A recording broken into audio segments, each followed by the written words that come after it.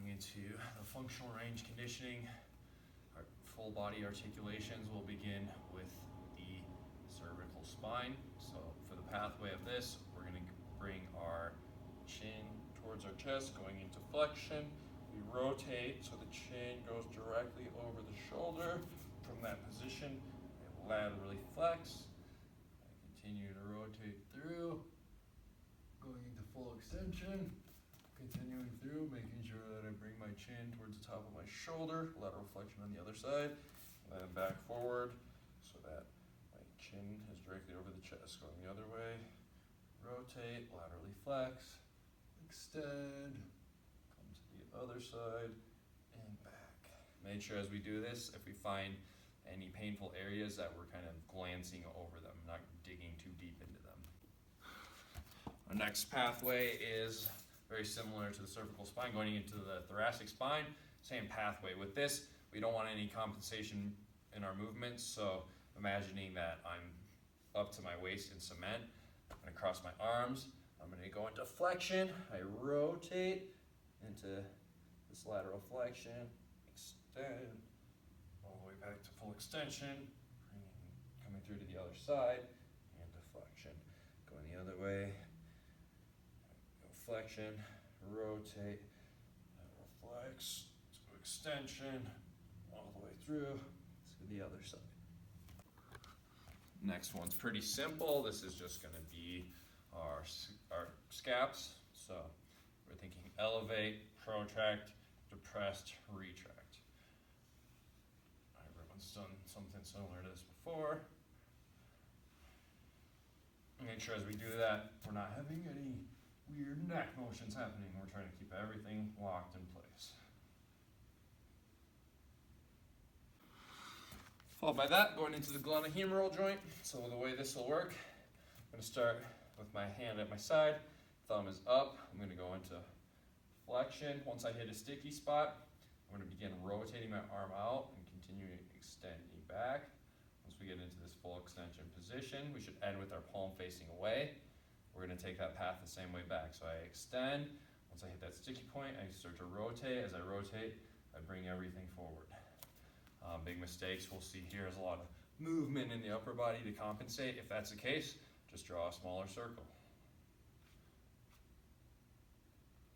Okay. Following up after the glenohumeral joint, we're going into the elbows. So palms are up. We go into flexion, rotate the palms out.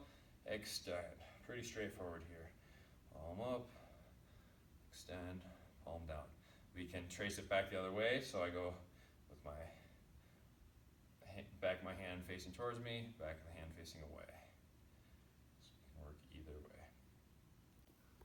Next is the wrist. Now the thing with the wrist, we don't want to have any pronation, supination happening throughout the forearm, so we can hold on with our other hand. We're trying to hit the four major points, so I bring it up, out to the side, down, and out. Up, side, down, and out. We don't want to have that rotation. So imagine you're like balancing a cup of tea or something. You don't want to tip it over. You can go the other way as well. Of course, hitting both arms. Now we move to the lower body, going into the hip. So the pathway for this, we're going to have a 90-degree bend in the knee. I bring my hip up into hip flexion. I take it out from here. I try to keep my knee in one spot as I raise my foot. Okay. As I do that, I get it as high as I can, extend it back into this full extension.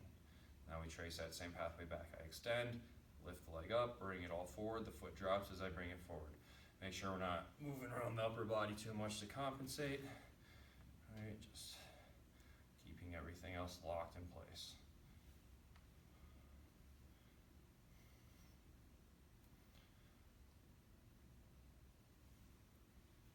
After that, I go down to my butt.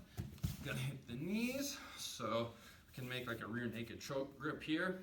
Let's see if I can roll these up a little bit. There we go. So with this, we're definitely gonna have flexion and extension, but we also want to get the pronation and supination. So you can look at your tibia to see if that's happening. As we do this, lock the foot into dorsiflexion so that we're not compensating by moving the ankle. I'm gonna rotate the shin in, extend, rotate it out, and flex. Do a few one way, and then we can go the other way. So I can start out, extend, flex, in, out, extend, in, flex. Okay, the last one is just the ankle. So I like to do this with a straight leg so that I'm not pronating or supinating my shin, and just hitting the major points: dorsiflex and plantar flex.